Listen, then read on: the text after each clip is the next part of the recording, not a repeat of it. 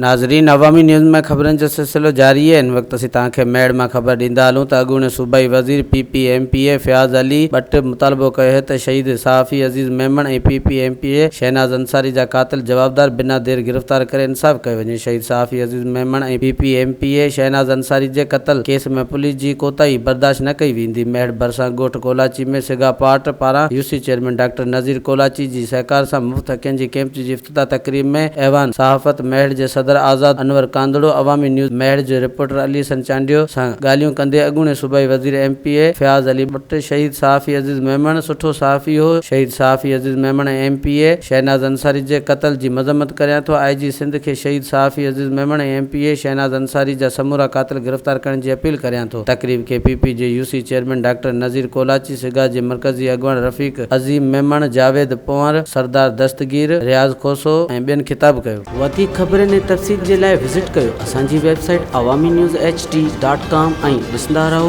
Awami news HD।